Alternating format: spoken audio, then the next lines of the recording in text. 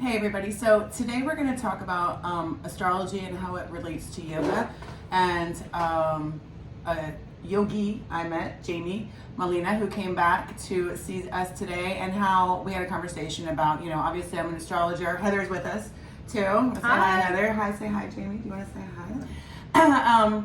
The connection, and obviously I'm a Western Eastern astrologer, but we did get into a conversation about Eastern philosophy and yoga, because he's a yoga practitioner. So I'm in my K2 Dasha right now, and so there was a lot of choices I had, because in Eastern astrology, K2 is a little bit difficult. You have some remedies. You can, pray to Lord Ganesha, which I wasn't going to do, or feed sugar to ants, or wear a certain gemstone, but I chose yoga, so that's how I met Jaime. So we got into this really interesting conversation about duality, and I think it's important for people to understand a little bit more about yoga, because a lot of times people don't really understand the basis of it. So Jaime, can you tell us how you got started on this journey of becoming a yogi? How I became a yogi. I had a need, like most people today. We know something's wrong, but we don't know what it is. And I'm not saying I have an answer to that either, but at the same time,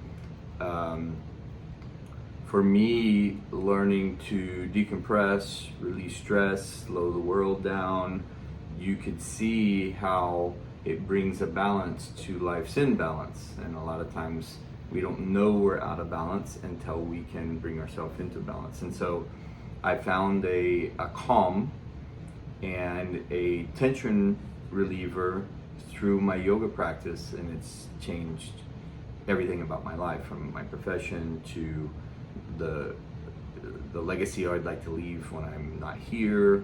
All of that, everything's affected. My relationships, my children will tell you there's a difference between who he was before and after, etc.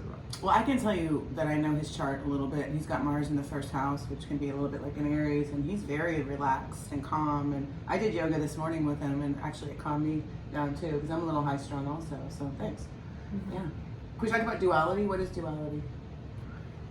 Duality is the idea that there are opposites in life, and in its simplistic form, you think, hot versus cold, up versus down, good versus evil, these types of things. But my interest in duality is not the idea of duality more than how we can leverage its framework in our favor. So can you give us like an example, like say something in your own life? So because people who are not familiar with the term or know what you mean, can you just give me like a for instance of what that is?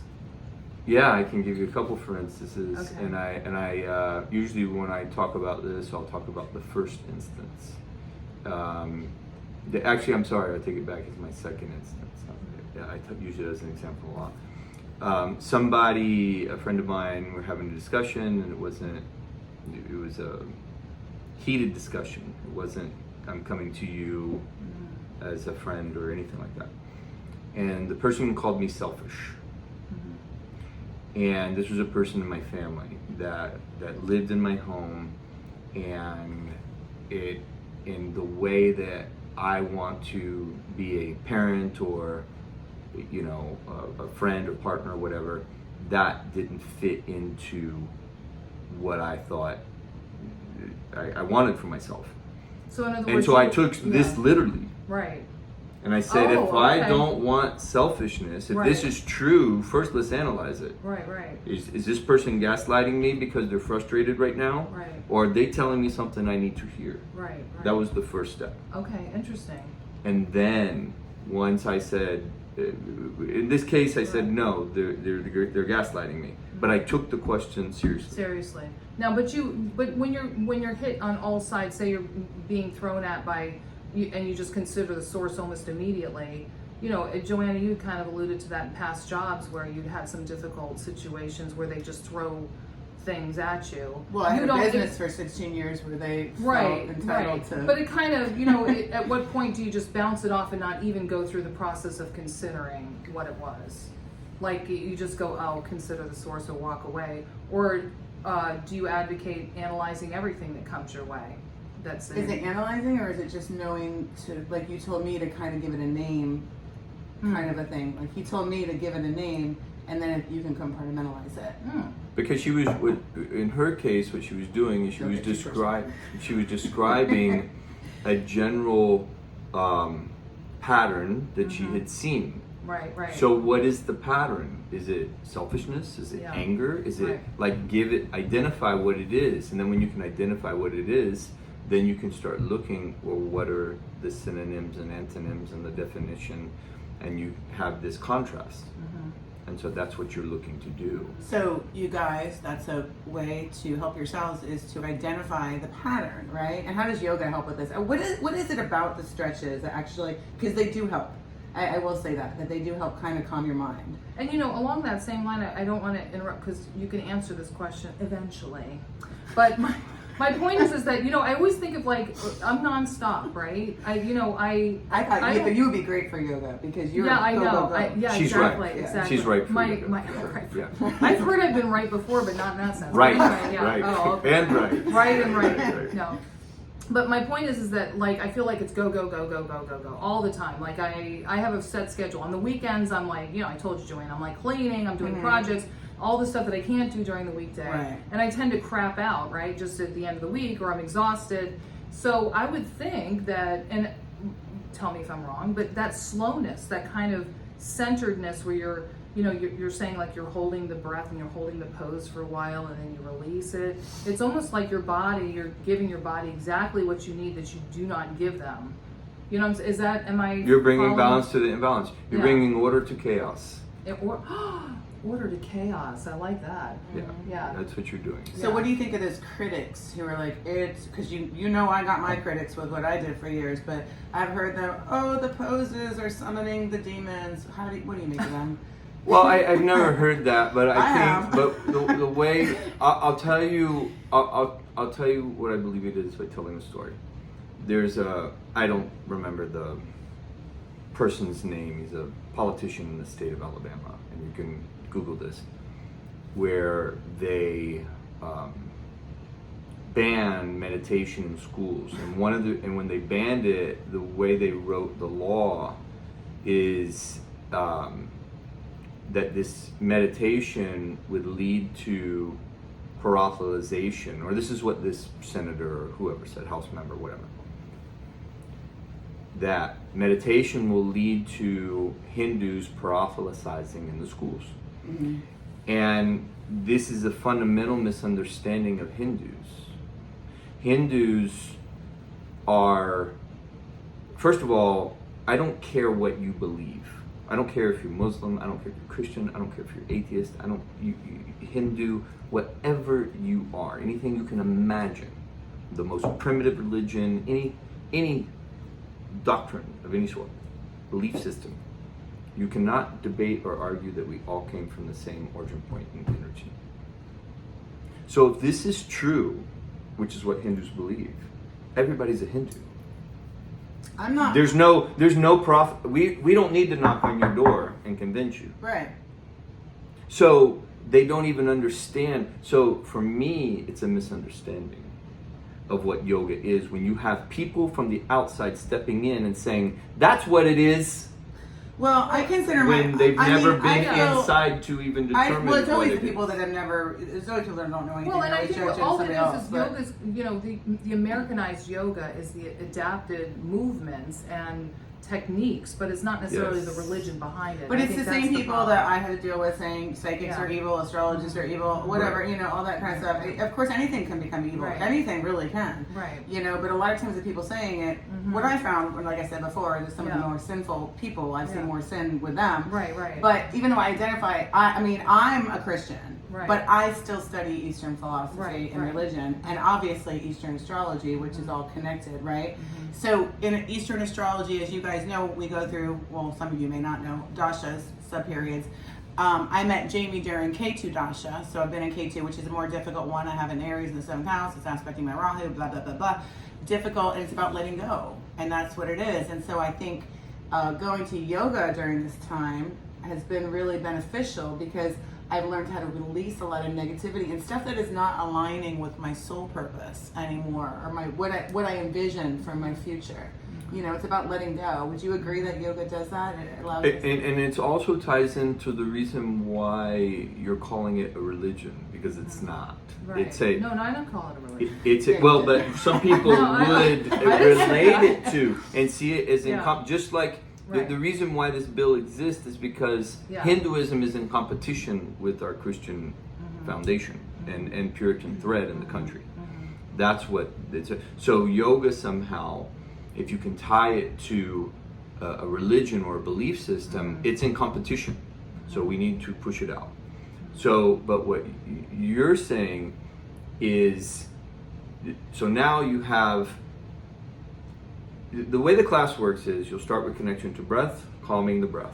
If you can calm the breath, you can calm the mind. If you can calm the mind, then you can calm the body. If you can calm the body, then all this contortion of getting the stress out of the body, there's nothing mysterious about it, will have a much more of effect than if you have no awareness of your breath and you're just going out and trying to stretch. If you combined it, now the body receives a benefit of it. And so now in this world of chaos of 9 to 5 and the phone and attention and scrolling and whatever, we practice no peace of mind, and it doesn't happen on accident. Nobody spirals into control. Right. So you have to practice this if you want it to exist in your life. Now once you've got a piece of it, you take it back to the chaos. And it is perishable, of course, but that's why you have your practice. What opportunity do you take to disconnect for you That's what it is. and your mental health? It could be a walk in the woods. Like I think you told me that you were more of a walker, and that's the way you connect. And I love the woods, right? And if you're not doing it, then what happens I to you? don't feel good. I feel off balance. I have to do it every day. Every day I have to do it. So, I mean, first thing in the morning, I drink my coffee and I go for a walk. You know, at least an hour every day. So, yeah, I do. I need that solitude. I need that disconnection. This is her yoga. Yeah. That's her practicing her yoga. Right. That's Well, it for makes a her, lot of and it sense. does. So contortions have Right. nothing to do with it. Right, and you notice there's a similarity with an emptiness or a silence in both of the practices that you do too, which to me is very beneficial. I mean, the religion is one thing. I think the practices or the things that they do, the meditation to me would never be evil unless you were meditating on how to kill your neighbor. I mean, Well, you know, it's like so the it's like- psychics aren't evil either, unless they're saying, okay, well, this is going to happen and acting like they're God. They're saying, Right. okay, this is what it looks like if you follow this path. It's like being extremely intuitive. You know, astrology is not evil unless you're trying to get money for, you know, whatever. It's saying, hey, these are your, like, I'm in a certain dasha. You mean like preachers What do you mean? Like, getting you know, money in? yeah, exactly. I mean, you know, and I've said the this best in, business in the country. in our No podcast taxes. that we did, Yeah. you know, Heather, it's, yeah. it's just, we're on Radio St. Pete, by the way. Are we? Well, you were on last You were time, on. but Heather Oh, and I have a I'm podcast sorry. on We're it, not yeah. at this moment. But we just said about that, like, I'm all for God and everything else, but these people who don't know what's going to happen either when we die are the first ones to be judging. And, you're But you going know to what? The way I look at it too is that there's always, no matter what you do, you're always going to have a degree of people that are going to do that. And that's why you Yeah. have so many haters. Like, yeah, you know, you put something on and somebody's got to be something negative Right. Nelly on it. Well, I remember being baited a couple times in my social network on a couple Baited? things. Baited, meaning they'll push my buttons. They always try to do and that. then occasionally I fall for it and jump on the hook and then try. And then I thought, what am I doing? Like, sign out, baby. Well, What it's is it because but because studies show that internet trolls have high levels of sociopathy, ASPD. They don't have a life. They just Well- they can't do what you do, so they want to kind of try to get yeah, it. and think about it. If they had to do that in front of a bunch of people, they'd never do it. They wouldn't do it, right. But because it's kind of semi-anonymous, they can just spew out. It's like road rage. You know, you can sit there behind your wheel and start cursing all sorts of obscenities. So listen, I'm gonna go ahead and wrap this up, this one, and we can do more because I don't want this to be too long because what happens I found is people get bored and you know what I mean. So You guys we'll were do having another fun. one all together. We're gonna talk more about yoga. Is that good? That's great. You're looking at me very like Mars in the first house. Like, Heather, you just started a new YouTube, right? Because we're going out. I have. And we're doing unedited, she and I, and it's going to be unfiltered, unedited, Yeah. raw, whatever adjective you can come up with. But really, it's going to be a myriad of everything. Just Right. you know what it's going to be like? It's going to be like good friends sitting around the dinner table, drinking coffee or what you might assume is coffee, and having a great time and a great conversation. Can I have some more of what Oh, we you can assume is have. coffee? Oh yeah, extra caffeine for you, So, Jamie. Jamie, Okay. how can people find you? Well, right now I'm working at the UFC gym in Largo, and I do one class a week there, but throughout the week I do mostly one-on-ones. So if you want to find me, you can I give a phone number? Yeah, it's just, this is going on YouTube. I mean, do you have an email? Email might be better. Yeah, I'd rather Yeah. email. This is a bad idea. Email's good. Let's listen. What's your email? Budoga, this word, BUDOGA, dot official with 2 F's, and at gmail.com. So it's BODOGA .official. BUDOGA. Budoga. It's a combination of the word Budo and yoga. Okay. No, that's a great. idea. BUDOGA. Okay. Okay, Right. we got it. So Okay. y'all stay tuned because we got more stuff to cover. Yeah, I'm gonna keep doing yoga. We're gonna keep talking about Eastern astrology, Eastern philosophy, Eastern religion. We're gonna talk about everything. Which I find fascinating because Yeah. she started talking about Vedas, and I said, yeah, they do have an astrological Yeah, it's all connected. part to it, and I never well, explored it. we're gonna do it now.